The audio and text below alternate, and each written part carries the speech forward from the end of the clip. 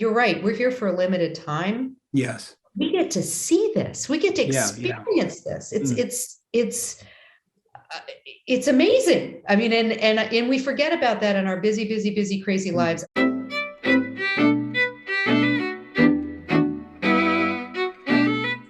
Hi, this is Frank Schaeffer, and you are listening to my podcast, In Conversation with Frank Schaeffer. It is also a live Facebook event. It is also put up on YouTube and Twitter and many other platforms, as well as on 3 or 4 places where you get podcasts. So today I'm talking to a friend of mine, Mim Senft, and she is in Israel as we speak. What town are you sitting in right now? It's 8 p.m. here. No, I said town, not time. Oh, town. I am so sorry. I am in Tel Aviv. Yeah, see, this is happening because a minute before we came and started our podcast here, I was joking about, how do I pronounce your last name? And you said Senft, sort of like mustard. And then I was thinking, for a terminal dyslexic, now it's going to be Mim Dijon, and I just, okay. So, we've started off with me feeling like I'm not going to get anything straight. All right. Now, recently you had a loss in your family, which meant you extended your trip over there. Can you tell me a little bit about that? And tell me why you were in Israel to begin with, what the connection is. You're sitting in a family property talking to me now. You've extended your trip. So give us a little snapshot of the personal situation, and then we'll get into who you are and I'll introduce you properly. Sure, no problem. Yeah, like many people out there, we're involved in caregiving for our parents, and had an emergency. My mother-in-law unfortunately broke her hip. End of October, early November. We were lucky enough with all this COVID stuff, but I managed to get over here to help support her. Like many of you know, it's very important to be in the hospital with people to make sure that they're getting the proper care. And things got extended because we just needed to be here longer. We got her home, thankfully. She is doing much better. And then unfortunately on January 15th, we lost my father-in-law, who is or was 99 years old. He would have been 100 on December 7th of this year. And so it's been a lot of family challenges, but I will say that, you talk about this so much, and I think it's why we connect so much.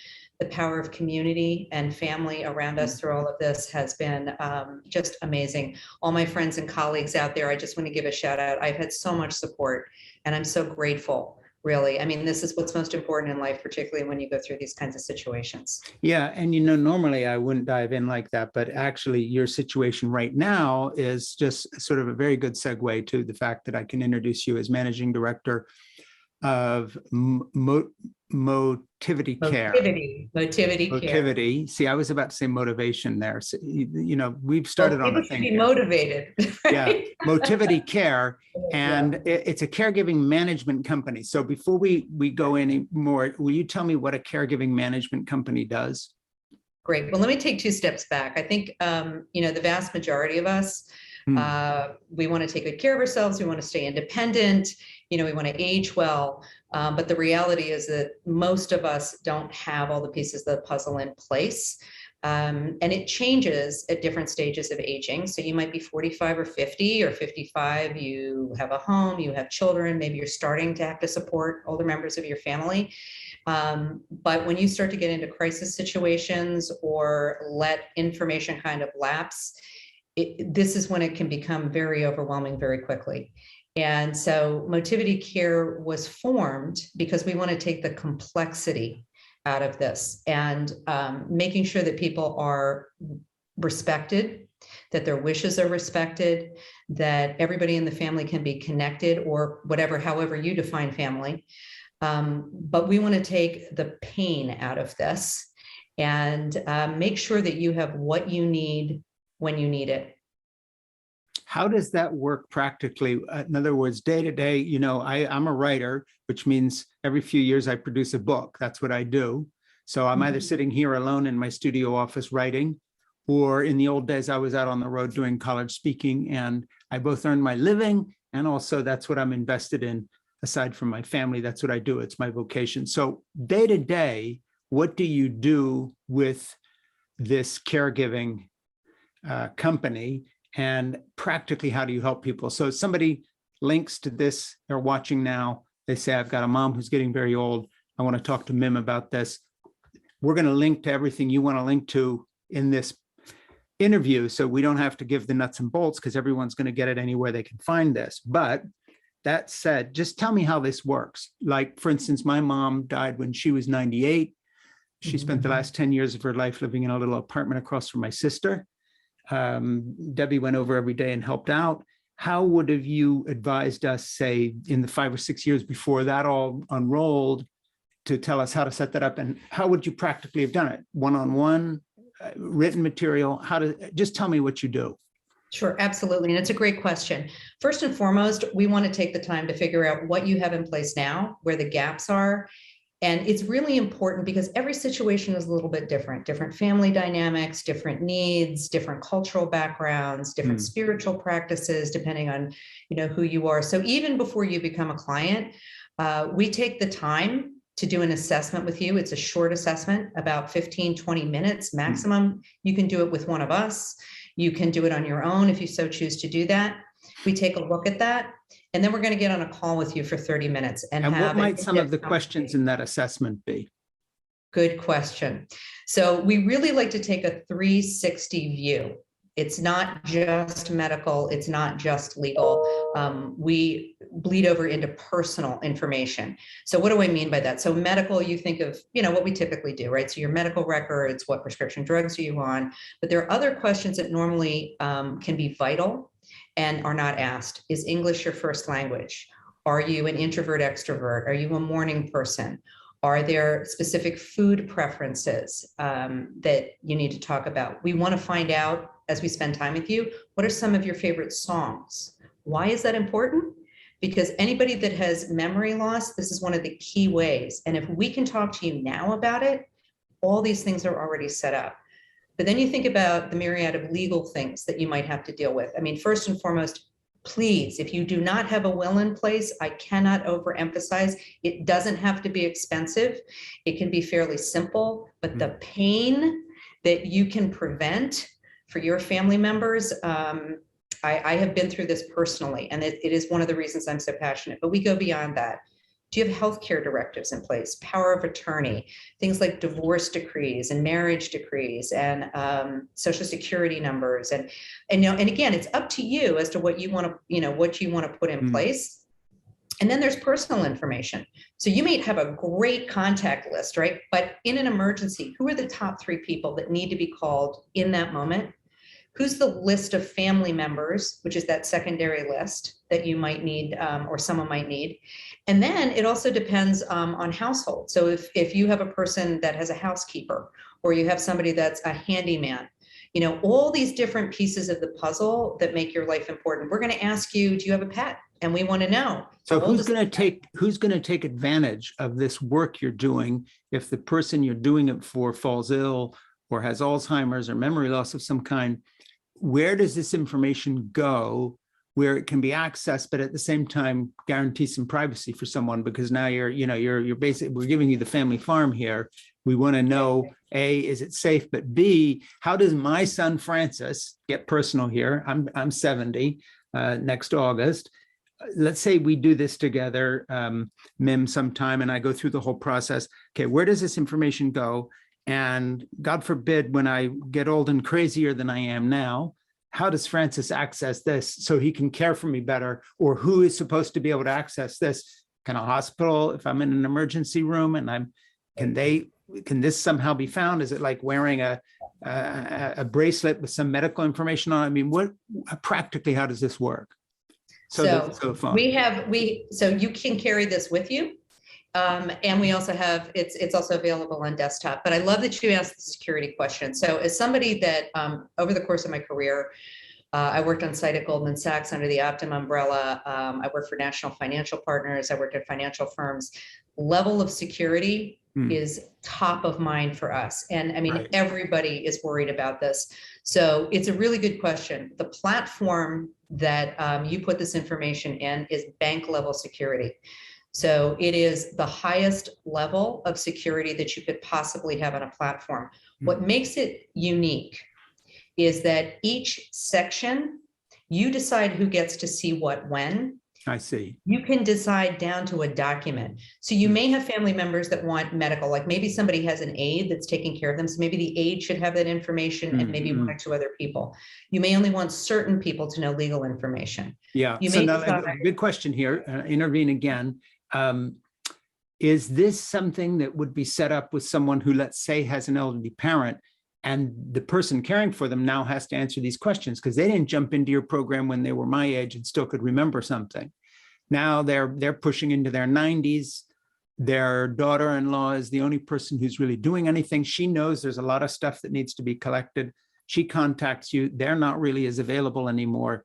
How far down the chain of command do you get and still get useful information? And typically, what kind of people are taking advantage of this? So answer that question, but then try to remember the other one, which was like, who does this right now, like for real? right. So for real, I'm going to give you, I'm going to start with the story because this is real life experience. As I shared, we lost my father-in-law on January 15th. So I'm going to paint the picture for you.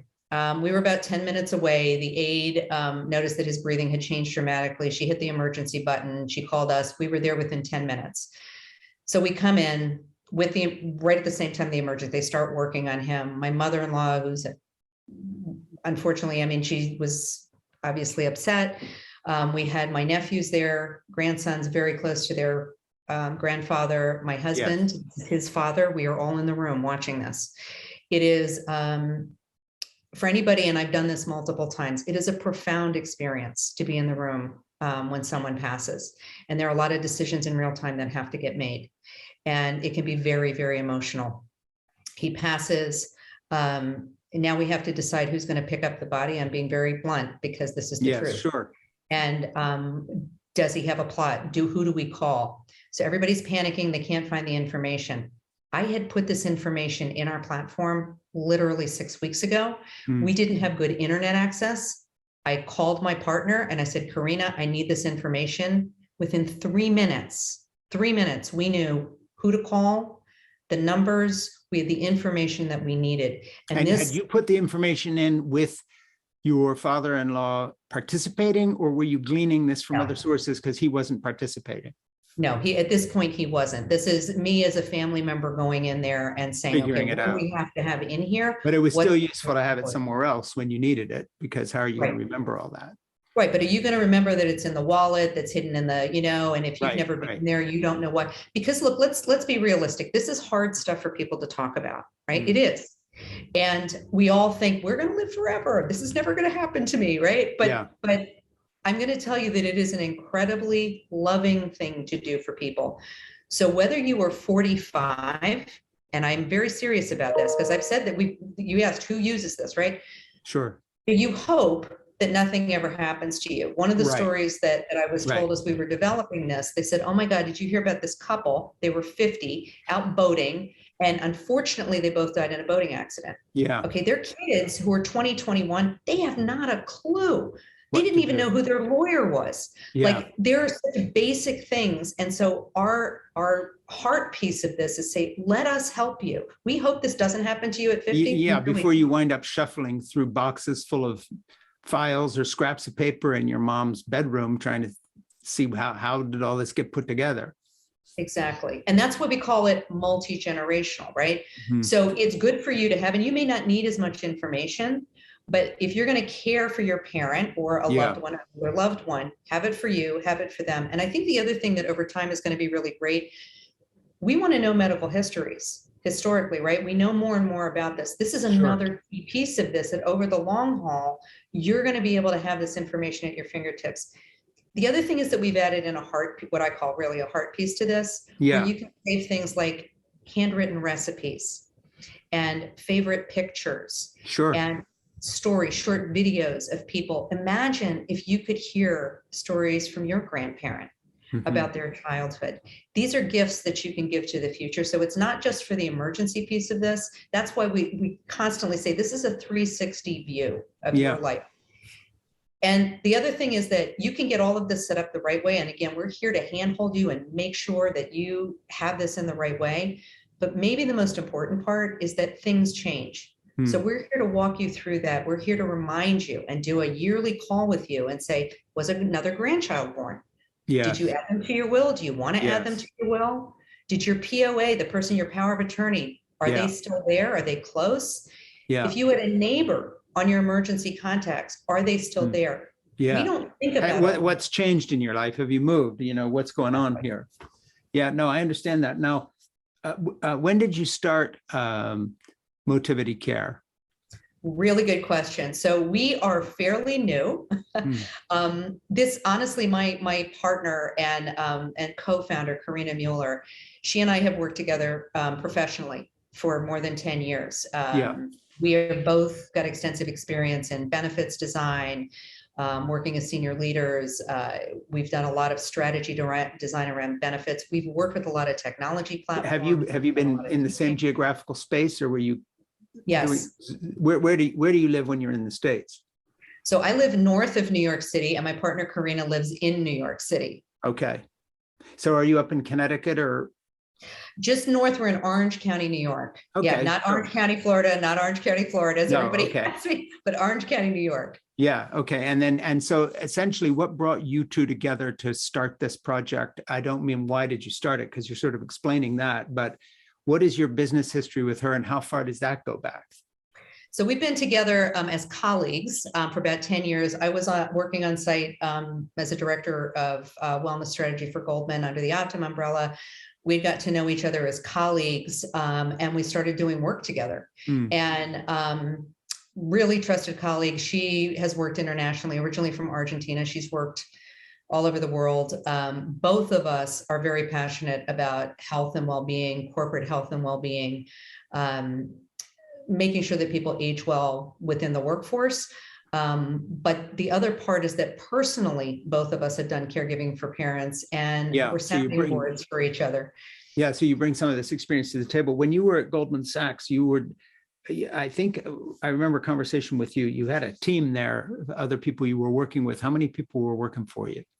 Yeah, so at the time there were about 6, 7 direct reports, and then the entire team, because I had oversight of all the on-site vendors, managers, probably like 200-300 people-ish. I had really the privilege of working directly with the benefits team, the HR team, and the chief medical officer. And you see the impact of caregiving on people's professional lives and their personal lives, but also through NFP, big brokerage firm, which I worked for, I don't know, maybe 70 different companies we work directly with to help them different industries. Caregivers are in every workplace. So let's talk about Goldman's for a minute and other business experiences. What was the plus side of Goldman's? What was the bad downside? Did they have an awareness of the priorities that you have made so important in your own life, Mim, in terms of caregiving and just how you see life? Or was this like, you were basically like a prehistoric creature that wanders out into another planet and tries to talk humanity into people who are all about corporate profits? Yeah, so it's a good question, and I really want to applaud. So I want to be clear. Goldman has invested a lot of money into their program, and they've done things on site. I didn't start the program. I want to be clear. I came in, and my time there, really valued that time, and I applaud them because they started out early on thinking about resilience. How do we use the language in our working culture that's going to actually resonate? And so they did some really smart things. They had at several of the larger offices, they had on-site EAP, mental health and well-being. So key. We had something that I think is just very basic, on-site ergonomics. And you think about just sitting and how you sit and how you move and all of these things. So they built this program over 11 years, and I applaud them, and not just them. I mean, there are other companies out there that are also doing it. I think with many companies, this not many industries, because again, I've worked with many different companies. This idea of valuing busyness is something that, especially after coming through the pandemic, that I think you're starting to see a shift. Some of the forward-looking leaders. Well, I was just gonna mention, and that I don't want to zero in on poor old Goldman Sachs. I have a friend who works there, does personal wealth management. Great people there. Helped me launch my new book, and we're great friends. But it just happened to stand out that I think it was the chairman, when everybody was working at home, people were saying they wanted to stay home. And he was saying, I expect everybody back in the office. And he was one of the people who was sort of cited by the media as not maybe keeping up as quickly with things. And in fact, the Wall Street Journal kind of called him out, which I found surprising because that would seem like the Goldman handbook there. But they were saying, well, this is typical of sort of the old style thinking about how you work with people, because as you know, lots of folks after they sheltered in COVID kind of discovered caregiving for their children, for their partners, for their spouses in a way they hadn't. And, the New York Times did a survey, which I talk about in my new book, where I think it was 45% of the males who had never been at home as caregivers. Either the kids had been in daycare, which was canceled because of COVID, so now they have their children with them. They're kind of discovering parenthood for the first time, and or their wife had stayed home with a little child. These guys didn't want to go back to work. And they were saying, okay, I'm going to work from home now. By the way, my son's one of them. I've been doing childcare for John and Becky now for 13 years, for Lucy, who's 13 now, Jack, who's 11, and Nora, who's 7, who I'll be picking up right after we do this podcast together, and cooking for her and playing with her and reading her. We're halfway through the Chronicles of Narnia right now. Everything's great. Oh, wonderful book. Wonderful book. John still works at home now, but he didn't want to go into the office anymore. And guess what? He got a new deal as a manager of a science team down in a startup, and they're letting him work from home now. And this is permanent. He goes in down 1 day a week. So that's a long preamble to say that it seems to me that philosophically speaking, what you're doing and your emphasis on caregiving and knowing a little about, what you value, in some instances, you're swimming up against the tide, because corporate America is not blazing the trail on caregiving. They have not led the way, for instance, globally on parental leave, paid parental leave, as they could have. Not in the US in the way that it is in other industrialized nations. That's what I'm saying. About that. I do think, again, you're seeing more and more companies waking up to the fact that the benefits that employees value tie back to their sense of what's important in their life. And you're 100% right. The pandemic, it's interesting that you brought up men, right? Men getting to spend more time. Working women have known this for decades. Yes. We've been up against. That's why I brought up men. Yeah. And I am so glad, because honestly, I think it's going to help push the envelope. When it was just women's voices talking about this, right, and really amazing women, I don't want to, and great men, there have been, I don't want to discredit, some of the leaders, that have been forward thinking around this. But you're right. There has been some real, and I think, this going back and forth, this uncertainty, can we go in, can we not? Now we've got another variant. Oh my God, what do we do? The eye-opening piece of this, look, for anybody, change is difficult, whether you are a CEO or you're working at, you're a manager in a manufacturer, whatever it is. The truth is, change is difficult. This has worked for me. This has worked for me for decades. Yes. And so you can acknowledge that, right? We're asking you to completely change your way of thinking as a leader.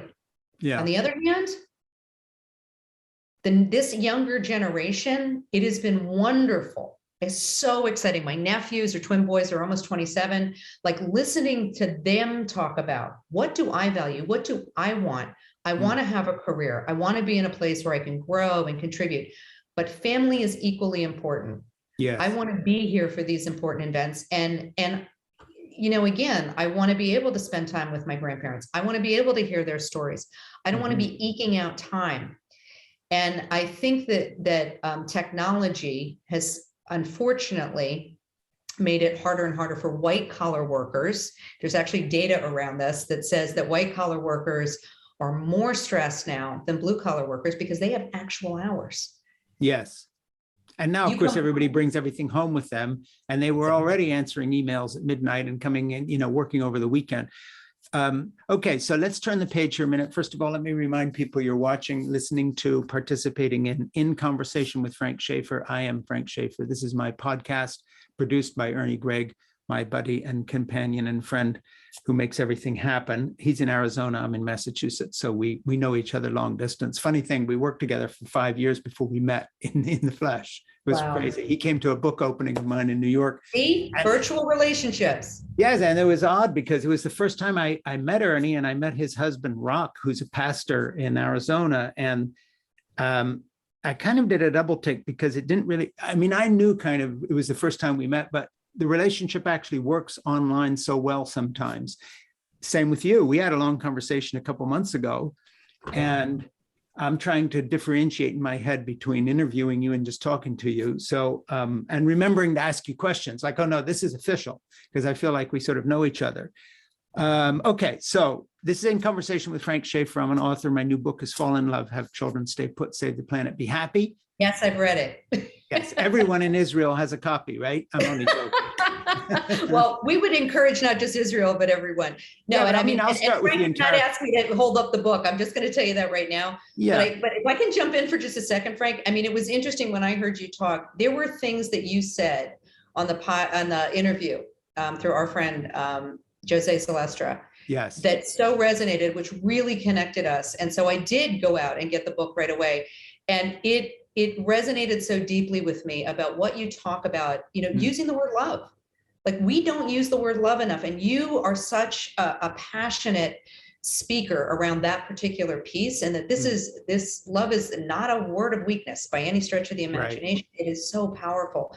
Well, and as I talk about in the book, it's a sciencey thing too. When I started this book, I had no idea of the depth of the science. Speaking of women, my good friend Myrna Perez, who teaches at university level, wonderful woman, started annotating and correcting my manuscript, telling me, you got to read this book, and this book. And my journey was, why do I love these grandchildren so passionately? Why is this such a great moment for me? Which is what the book is about. But actually, the science is very clear on it. It's because we evolved to be caregivers. And when you cut that part of your life out, you will not find joy. There are a lot of lonely, unhappy people around because our culture does not put the caregiving relationship aspect of life first, not just for married people with kids and grandkids like me, but everybody. So anyway, to get back into the interview here, and by the way, if you're listening to the podcast and you like this, then please like it in the techie sense too, so other people can find it and share it. So I'm talking with Mim Senft, and she is Managing Director of Motivity Care, a best-in-class caregiving management company. We've been talking about that. Let me go way, way back, because we started with a death in your family. As you know, because you've read my work, Yes. I kind of put it all on the page. Got Jeannie pregnant at 17 and 18. My father was a fundamentalist pastor. I fled the religious right. I share the personal drawbacks of that, the things I've repented of, my sorrow of being part of the religious right in the 1970s, the harm we did. I'm sort of upfront about that. So I'm inviting you to kind of just give us a thumbnail of your life. What were your parents like? What did they believe then? What do you believe? I'm not saying just religiously, anything. Who are you on the way to becoming, and where were you before? The things that you've changed in your life. Give me a picture of yourself, because I think you're such an interesting person, and I love what you're doing. But I want people who listen to this to really get to know you now a little more deeply than just the job description. Oh, that's really kind. That's a big question. So as a child, I think that a lot of who I am was really formed by the fact that we moved a lot, not from one place to another, but the communities that I was exposed to, incredibly diverse. So people from backgrounds, cultural backgrounds. I had friends that were Black and Asian and Catholic and Jewish. And the summers, my father did research up at the marine biology laboratories in Woods Hole, and so there'd be families from different countries, and here you are at 6, 7, 8 years old, and you get thrown into this, and we all play together. And, but I really didn't understand, honestly, what prejudice was until I was about 10 or 11. And we moved to Western Pennsylvania. My parents had always been opening. You want to go try this? Little girl, one of my best friends, Black Baptist family. I stayed over. They would invite me to go to the church. I'm the only little white girl. And I'd come home and go, Mom, this was so much fun. Oh my gosh. And whether it was Friday night Shabbat dinner, or it was our next door neighbors that were first generation Hungarians, my mother and father actually stood up for them when they became citizens. Like it was a very open, curious household. And I'm deeply grateful for that. And that you judge people by what they do. Not because of their background, not because of, anything, but are they a kind person? Are they somebody who is there to help? And I will tell you that both my parents, we were very big on being involved in our communities, volunteering and holidays, doing things. And we helped sponsor a Vietnamese family when I was young. So very, very influenced about how we're connected to community and what it means to be a member of society. And were they kind of first, second generation? Where were they from originally? Both of them grew up in Pennsylvania. Okay. And were born in the States? Yep, born in the States. And then how about grandparents? Who got to America when? We go back pretty far. Yeah. So if I can't tell you 100%, but I will tell you that one strain. So they claim that we go back like before the Revolutionary War. There's another group that came like probably in the mid 1800s, and but honestly, we're a real just genetic mix. We're just a big, we really are like not. But we're both sides of your family Jewish? No. That is, yeah. So that's a whole nother. You're talking about Shabbat and all that. So I'm just trying to figure out. So yeah. So no, I was not raised in a Jewish household. I chose to be Jewish, which I know most people would not do. But was a parent Jewish? On my father's side, going back. Okay. A few generations. But so why would somebody make this big choice? I mean, you're somebody that's also like completely changed. So it's kind of interesting. Yeah, sure. No, I totally get choosing different things. Yeah. But going through as an adult, I went through a period where I was in a marriage with a very good man, really good human being, but not the right relationship, for either one of us. I had gotten very ill, gone through a number of pretty big experiences and almost lost my life to an illness. And you really at 29, 30, you really start to think like, what is important? You start to reevaluate what all of this is. And I'd exposed myself to so many different faith practices and I wanted more of a spiritual life. And so I went on a search. I really did. And I ended up really having the good fortune of being introduced to Rabbi Buchwald. I will give him all the credit in the world at National Jewish Outreach Program. Went to synagogue, got to know him, got to know the rabbis. And there are two things that, I shouldn't say just two, but there are two things that deeply resonate with me about Judaism. One is this concept of tikkun olam. How do we repair the world? And the idea is that you are born into this world with a mandate. You are not expected to repair everything, but you need to figure out what it is you are supposed to do. What is the piece of the puzzle that you are supposed to fix? Yeah. And Judaism is a questioning faith at its core. So if you go back and, it's not just the Torah, just like in many religions, as you dig into it, there's there's the Talmud, and it's really what I find cool is that there's this whole like rabbinical conversation that goes on for hundreds of years that talks about ethical issues. And it is not about like blind faith. It's about, does this make sense? Is this a just? How do we have a just society? How do we build society and care for each other as a community? And really a big emphasis on community and family. And I love, whether you are Muslim, Christian, Jewish, whatever it is, this idea of having time set aside where everything else is put aside and you are there for friends and family, and that it is about celebrating in the moment. So on Friday nights when you light candles, you light one candle to remember right now, and one is to remember the past. And I think that's really profound. And it also gives this separation. Not everybody loves rituals. I personally find it very meaningful. And people who know me were like, you did an Orthodox conversion, which means I was Shomer Shabbat. I did all of it. I really did. Were you in the States or in Israel when you did that? In the States. Okay. And I studied for 2.5 years with rabbis, with Orthodox rabbis, with modern Orthodox, but amazing, amazing teachers. And not just them. I mean, just an incredible community that and well, they must have been surprised because, I mean, if you look at the shtick of 90% of Jewish comedians, it's always how nobody wants to be Jewish and how we don't promise an afterlife. So who would want to join us? At least Christians know how they get to heaven. I mean, the whole thing there. So I'm sure they don't see a young, intelligent woman, in your 30s at this point?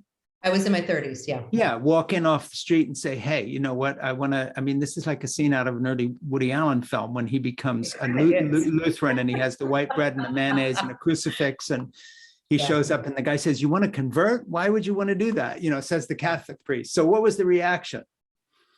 Interesting question. So again, I had gotten to know people actually through my workplace at the time, and they invited me to come. And they said, come to this service. Why? Because it's a beginner service. So literally you're allowed to stop and ask questions. Well, who else is in the beginner service? Anybody who wants to come. Yeah, but I'm saying, I'm asking you, who else was there? Like other people who wanted to become Jewish, or Jews who wanted to learn more about most of them are Jewish. Most of them grew up just doing things rote like we mostly do, right? In most religions, like you grow up, this is just what we do, but we don't question it. We don't understand, well, where does this come from? Why do we do it this way? Yeah. Well, why do you see it this way? And so it's a really unique model. The majority are Jewish people that want to get reconnected with their faith. That want to question. So like, are you in the position in that class of being the only person like you there? I wasn't the only one. Who was the other? Who was the other one, and who was the other one? Some were very interesting people, different backgrounds. One was like an art historian.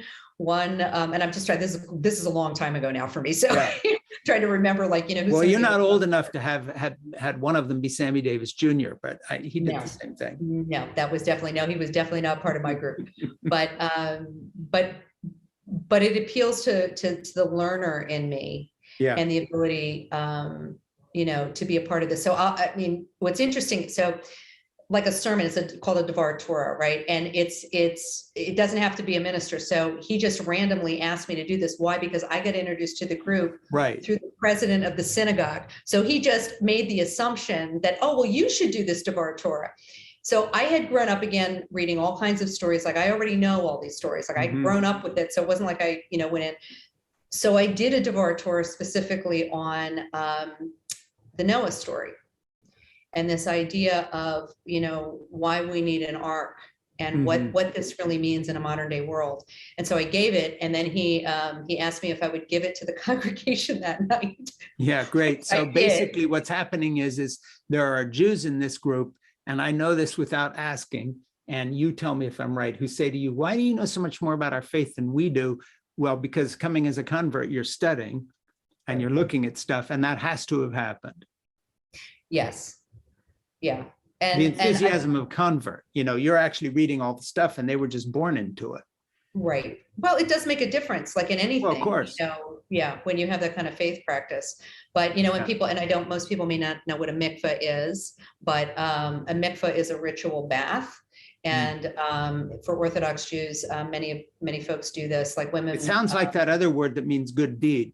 That's another one, mitzvah. Mitzvah. Yeah, it does, doesn't it? Pretty close, isn't it? So anybody who understands baptism, I can tell you that it came from the ritual of the mikvah, 100%. There's no doubt in my mind. Yeah. Okay. So let me fast forward a minute. Now, did you marry somebody who was Jewish in a second marriage because you're married? Yes. And did that sort of, would have that happened if you had not converted? I don't mean in this physical sense of where did you meet, because maybe you met in an environment you would have been in, but philosophically, spiritually, and so forth. Yeah, it's an interesting question because everybody asks me, because my husband is Israeli, has no accent, though he lived in the United States. Yeah, sure. No, they said, didn't you convert for him? I said, no, I did not. No, I didn't. I met him after. Yeah. Which is kind of interesting. And the way we met and how we got together is a whole nother story. Like it's really kind of out there as like, what usually happens to most folks. But but by my father-in-law, when I, first met him, it was very interesting because of course he was asking me all kinds of questions and he was like, she really knows her stuff. Yeah, right. Now let me interject something here. About 30 years ago, after I left the evangelical fold, I grew up used to going to church for a number of years. Jeannie and I really didn't do anything. She grew up kind of nominal Roman Catholic in the Bay Area, liberal Democrat family, very straightforward, lovely people. I grew up in this evangelical hothouse, kind of almost a cultic environment where my dad was the guru. Years later, when I wanted to start going to church again, I kind of shopped around a little bit, Episcopalian, High Church of England. When I was in boarding school in England, I sort of liked that liturgical. Anyway, in the end, we wound up in the Greek Orthodox Church. Well, because I had come out of a well-known Protestant background, I was kind of for a little while there, I was on that speaking circuit because they were asking me to explain why would you convert, because Greek Orthodox are very similar to the Jewish community in several ways, actually, liturgically very similar. When you look at the Greek Orthodox liturgy, there's a lot that people would recognize there, but also because they're kind of a non-proselytizing group. So you have evangelicals are all proselytizing. Right. If you're Greek Orthodox because you were born Greek Orthodox, or you're a weirdo like me who walks in and converts. I'm not saying in present company you are, but like that. I'm kind of a unicorn. But they're not used to this. So everybody always was asking me, well, is your wife Greek?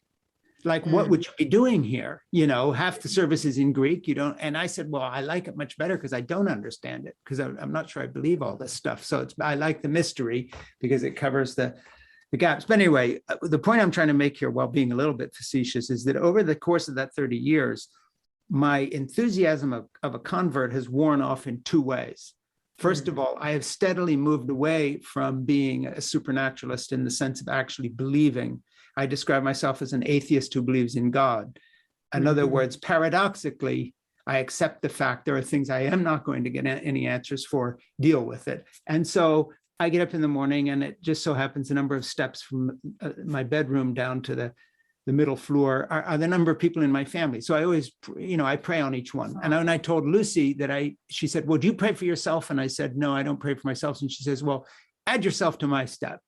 So ever since, it's been that. Great advice from a young. Okay, so then how does a guy who says he's an atheist on one side do this? Because I do, and that's how my mom raised me, if you want to put it that way. Not the staircase business, but prayer is something that I want to do. And my wife and I say grace over our meals because we're very thankful for things, and we want to say thank you to something or someone. But philosophically and intellectually speaking, I'm a long way from anybody who believes in the basic tenets of the Christian faith, if you go for the theology I was raised in. Yeah. Big, long preamble to a question for you. Are you now, how many years later since you converted? It's been 20 years. Okay, 20 years in. Where's your head at? To put it like a guy on a bus would put it to you, do you believe any of this stuff is true? Or are you culturally Jewish or familial? Tell me where you're at, because I don't believe any of this stuff is true. I don't think any of this happened as written on the miraculous side. Although, of course, having been in Israel myself and so forth and so on, I know that there's some history there. But just a little. but there's a lot of history. The human race is so young. Everywhere. So no, but not only that, the human race is so young. We don't even have a history. We've been here for an eye blink. We're not even part of this planet yet, and we've already. And my family, we have a lot of family that lives here, right? So first and foremost, I want to say I am a huge just the country of Israel. Take away all the other stuff. Yeah, it's a beautiful place. It really is. The food here is amazing. Yes. The people, if you get to visit it, take away all the stuff. But to get to your, one of the wisest things I ever heard, and I think it's where I come from, is sacred myth. What do we learn from these stories? Do I actually believe that, certain things happened in the way that they happened and the way these stories go? No, my father was a research scientist. So there is a part of me that has that side to me. But sacred myth speaks very deeply to me, that these stories have been passed down from generation to generation because there is wisdom in them. Yes. And when we take them back and think about, well, how does this apply actually to, what is the story actually saying, right? Not the actual nuts and bolts of, the waters part and they went up and, it's like in the 10 Commandments, no, do I believe it? No, I don't. do I believe it's possible that people left and that they went through this experience and it turned into, when it gets, exaggerated? Sure. Yeah, think about this is true in non-religious stories too. Yes. You think about George Washington and the cherry tree as an example, those kinds of things. It's not the point that I believe whether or not it is actual fact. Yeah. It's why does this story get repeated over and over again? And what is it that resonates so deeply with so many? I can explain that to you in a minute, but just keep going here. Yeah. So I will tell you that I consider myself a spiritual person. I absolutely identify as Jewish. Those are the practices and traditions that bring me closest to that which is unknown, I think. It is the closest in theology and again, like anything, just like Christianity, Judaism has different flavors, right? Yes. So there's not just one version, you know, and so there's a lot of infighting, just like there is in Christianity. I mean, there's all of that stuff in every religion. And I think at the end of the day, for me, it was about what connects me to something that is bigger than myself. What I feel exactly the same way. You basically just change a few words here and there. You and I are on the same page. Yeah. Do I believe it? So I don't use the word God. I don't in general. I mean, I use it in like language or in prayers or whatever it is. Yeah. But I think it is much bigger than that. I mean, one of the things that I find interesting is in the Torah that the names, there are many, many, many, many names for God, and there are equal distribution of female and male names. Interesting. Didn't get interpreted that way. Right. Also, I think, and I'm sorry, I can't remember the word off the top of my head, but one big thing, and this was the other thing when this rabbi started talking about it, that the word in the Torah that often gets interpreted as fear of God is actually awe.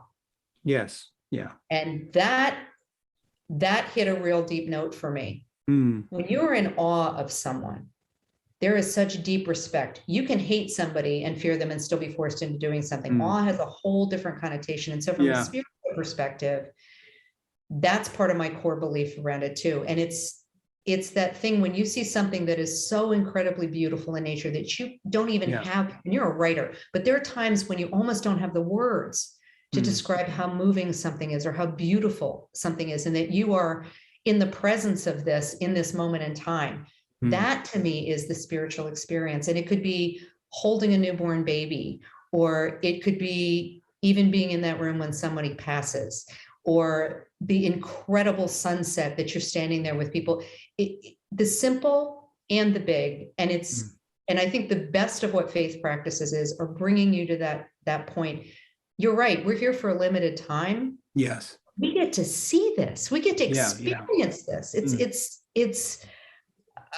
It's amazing. I mean, and we forget about that in our busy, crazy lives. I remember walking in the streets in New York City one time, and this beautiful dragonfly, like this was like on 40, like tons of people running around, and this dragonfly just coming in. And I'm like, oh my gosh, what is that dragonfly doing here? And isn't that miraculous? Yeah. You know, I think that the best of spiritual practices help you embrace those moments. And for me, that's what my faith practice does. Yeah, well, that's great. And I'm glad that I gave you a long preamble because I got a good full answer back from you in return. So thank you so much for that. And I love what you were saying.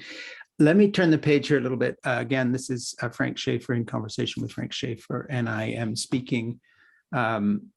I'm talking to Mim, who is a friend of mine. I mean, you know, we've kind of connected through my book, and I'd like to revisit the theme of taking the pain out of caregiving in a moment. But before we do that, you have read this new book of mine, and we've sort of connected on it. How do you see what I talk about here, Fall in Love, Have Children, Stay Put, Save the Planet, Be Happy, which is the title of my book, connecting with not just you personally, but the caregiving management company that you've got? Motivity Care, because I think your vibe and mine are very related. I think what you do for a living in starting this company and your past history, and what I'm calling for in my book, which is essentially to see life through the prism, the lens of human relationships first and career second. In other words, redefine what we mean by success. So for me, you are a successful person based on your relationship with the people you are caregiving for, but also closest to, not whether your company earns more money next year. That would be nice. We all need a job, but that's not what makes you successful. But normally in this world these days, we define people by their job titles. So talk to me about the relationship between what you do and who you are, and your reaction to my book, which was very warm, and we've had a number of conversations. How do we fit together? You talk a lot about the disconnect between people that has happened. And I think very profoundly over the past 20, 30, 40 years, how lonely people are, how many people have no one to talk to. In fact, there are studies out there where they've followed people over decades and in the early 80s. And I think this is really, really important for people to understand that the question was, if you had an emergency at 2 o'clock in the morning, how many people would actually pick up the phone? And most people, when the study was started, would give you 3 or 4, right? Which is really wonderful. By the 90s, 1 out of 4 people that were doing the survey said they had no one. No one. What kind of a world are we in?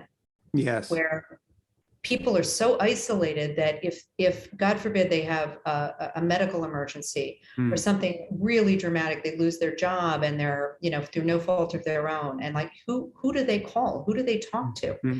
And at the most fundamental, piece of it, yes, we're practical about getting things organized and about doing this.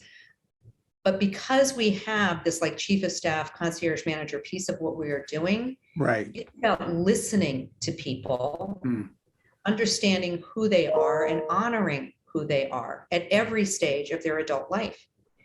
And, in a world that's only driven by, to your point, and what you talk a lot about in the book, well, you're only, as good as this job or this project or whatever it is.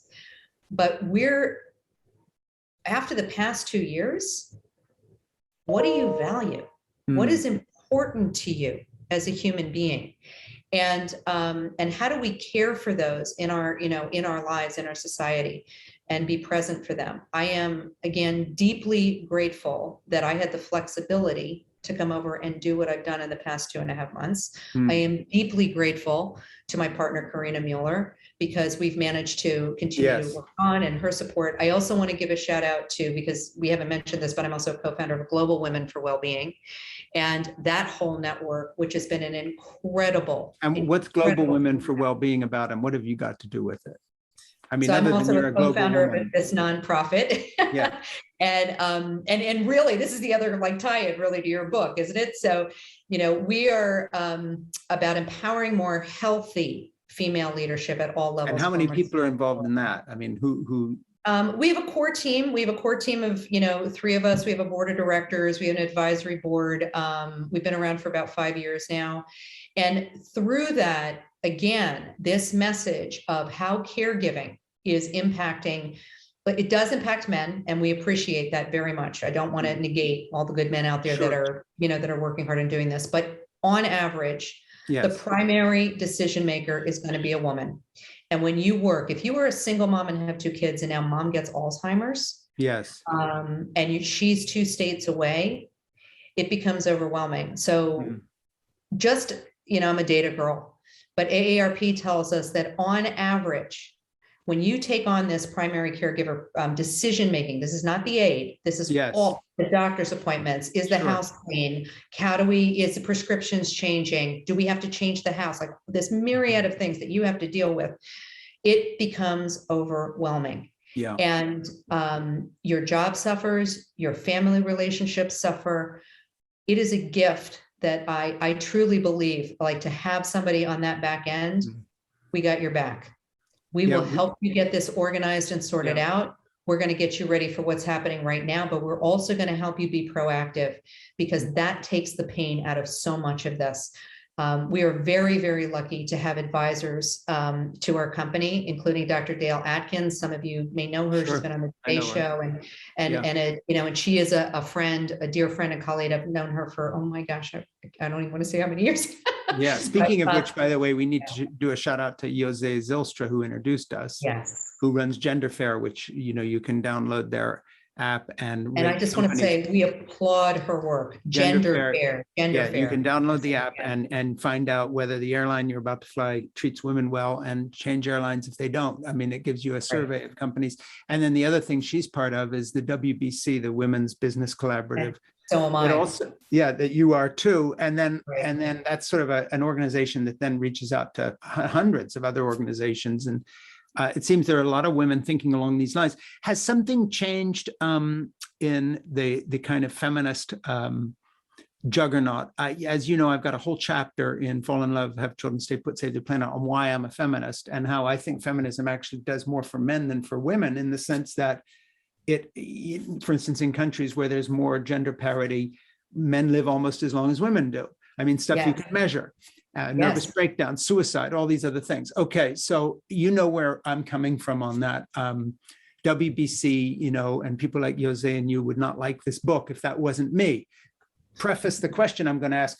Don't you feel that there was a thread coming through the feminist movement that at one point could have done a better job of saying, look, we demand from corporate America that they see us as whole people and don't make us choose between family and career. And I think one of the places you really see this, that by the way, Michelle Obama has spoken about, is the issue of fertility. I mean, it is simply ridiculous that we are in an era in which it is normal, quote unquote, to have $1 trillion fertility industry that deals with the fact that corporate America has never told people, if you want a child, we're going to work with you so you can have that child at your convenience. Instead, they've said, if you want us to take you seriously and you ever want to make senior partner in this company, you show up as if you have no other interest in this life. We don't even want to know that you've got a family, let alone take time off or whatever. I hope that now we're coming to a place where people like you and Jose and others that I'm working with and talking to because they're interested in my book are demanding a better kind of deal. Yeah. And I just want your reaction to that.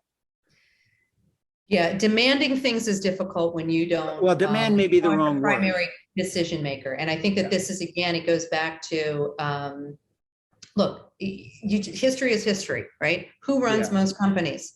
So we care about this. A good friend of mine who was a global HR director for Procter & Gamble and a couple other companies, we actually had him come and speak at an event because he made a very interesting point specifically about this, right? Until the senior leader, the CEO, whatever, says, this is important to me. It's not, oh, it's important to you, so go do this. It's important to you. No, right. It needs to be important to them personally, so that they understand, and it becomes not just, hey, it's National Women's Day, or it's hey, we're going to do Women's History Month, and then 12, another 11 months go by and nothing's really changed. Here's something that I know we are getting louder, and I do think we need to. I think that the understanding, and here's what kills me, because the data has been out there again. You look at Harvard Business Review and Gallup and everybody else has been doing these studies. When you truly have gender diverse, and I want to be careful, not just gender, but women from all backgrounds, not just white women, but Black women, Hispanic women, Indigenous, like there is real data that shows that you will actually be more financially successful, that you will be better at innovation, that you will actually have more resilience within your teams if they are truly integrated. Because the problem still is, I think in many cases, hey, look, we've got these women, look, see, here they are. Yeah. The question is, do they have as much voice and as much decision-making power? And that takes time. So there are companies that, and I do want to give a shout out to companies like Diageo, and Jose and Gender Fair actually did an analysis of them. So Diageo's one, L'Oreal. There are companies that have made really good progress. There are smaller companies like Meteor, because everybody says only the big companies. Well, the CEO of General Motors is a woman. Yes. Right. Well, and here's the question about that though, Frank, right? Okay, that's great. Now let's look at this down through all the different levels. Did making her the CEO actually create a bigger pipeline of women from all backgrounds to move into more leadership positions? And that'll be the question. That's the question, right? And then my question on top of that would be, coming out of my book, and when you made that pipeline available and you opened it up and put people at all levels, did you tell them, part of our package is we are going to give you a full year of maternity leave.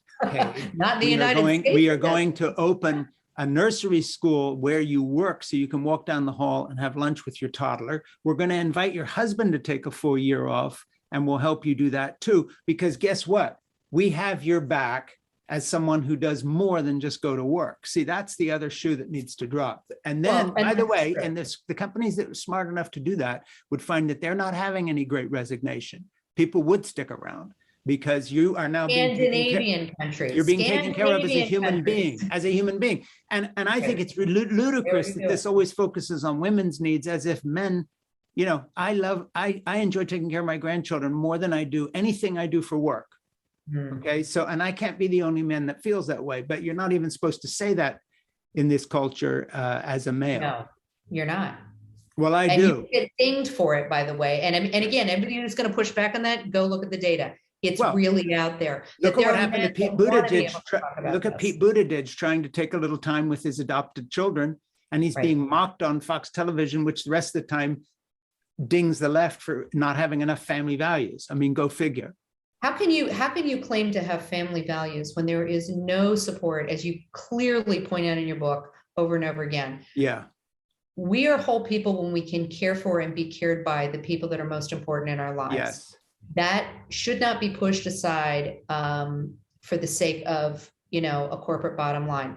I get that a company has to make money in order for us to have jobs. I've worked in finance. I get it. I'm not arguing that at all. But what I agree, and what you and I have talked about, prior to this, is that companies that understand there is a whole person walking through that door, and being a little bit more flexible, learning, hey, gosh, if that person doesn't have to do an hour commute each way, in the office, they're actually more focused and more productive. Isn't that interesting? Gee. And Xylo, their CEO was interviewed, and I think this is only about 9 months into the pandemic. And it was a great interview because he said, I've completely changed my mind. He said, our productivity hasn't gone down. He said, why was I so focused on this? And I love that he was willing to publicly get out and speak about it, because it gets to exactly what you're talking about. Whether you are a mom, a dad, a blended family, or, a single parent, whatever it is, particularly a single parent that's caring for children and older adults, you need that paycheck. You need that paycheck. And if you feel like your job is being jeopardized, that this means I can't put food on the table, I can't pay the bills, but you're pulling me apart.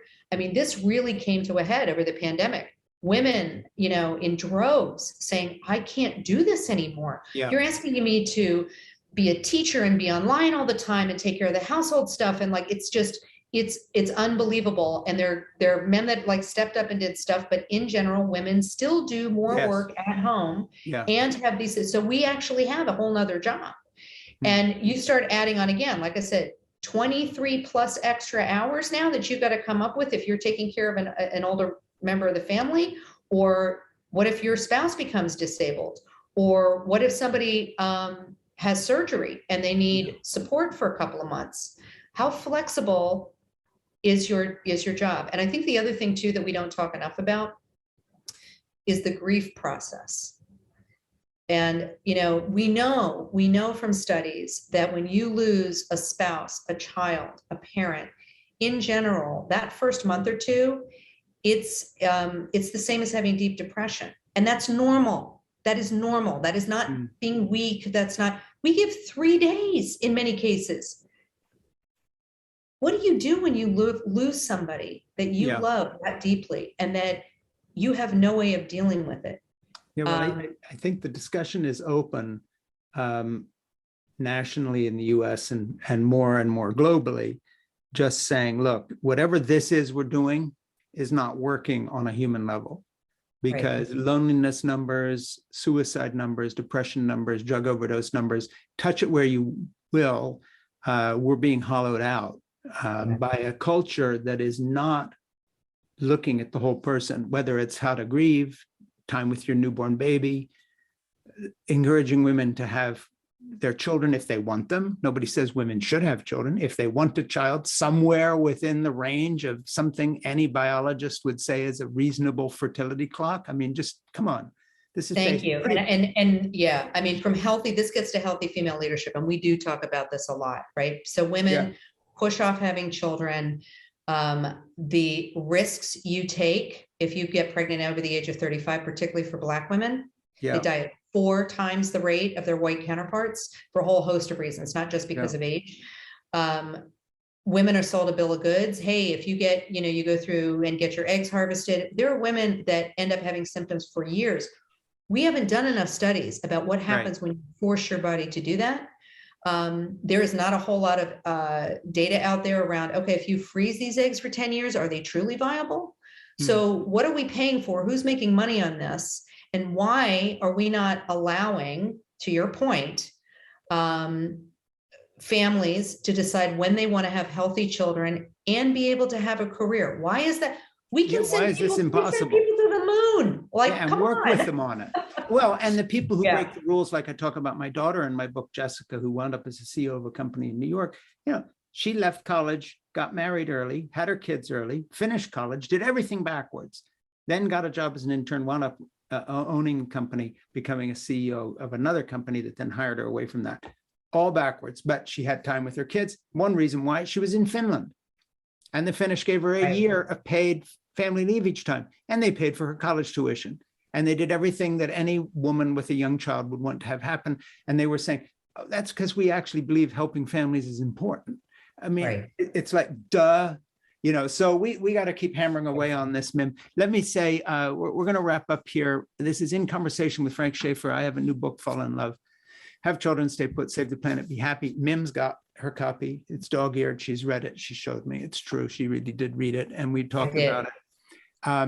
This is In Conversation with Frank Schaeffer, my podcast. Please like it in the online sense if you like this, and share it. And Mim, we are going to put links that you will give my producer, Ernie, everywhere so people can get in touch with Motivity Care. And what you also mentioned, the other thing, and I'm sorry, I'm so bad on names. GW4W? Yeah, we want to have you back for Women for Wellbeing. That's right. And we also want to have you back for a caregiving forum. I'm in. And I, and hopefully Karina Mueller, my partner, can join. That's what I'm saying. Yeah, I think this has been fun, but the only thing is you're too interesting and I like you too much. So we've gone all over the place. And look, Frank, I mean, for the audience out there, like we literally, I heard him on a webinar. We started asking questions. We got on a call. We've been emailing back and forth. But I think it gets back to, I think it's core, and I'm going to speak for you if you don't, but more good together. How do we create stories, companies, things that create a more sustainable world? How do we build bridges? Work with Ernie, my producer. And again, this was his note from him to me. I'm reading it here in the note section. Usually I pretend I'm coming up with all this stuff. No, I'm not that smart. That's all you didn't? Come on. No, I'm like a hand puppet. Ernie's just speaking through the earpiece here. I do not have an earpiece. I was joking. Okay. But Ernie's saying we want to have you back for a caregiving forum. And that's a great idea. So work with Ernie and let's put that together. Have your partner and anybody else you want on it, and we can do it. Maybe we can get Dale on with us. Dale Adkins. Yes. So work with Ernie and let's do a caregiving forum. And if it runs long and we do 2 or 3 out of the whole thing, that'd be great. Because guess what? This is a huge issue. Well, thank you. And I am deeply grateful for the opportunity to have this conversation with you. Well, listen, come back to the States safe. And until next time, and there will be a next time, God willing, okay? Yes. Talk soon. Okay.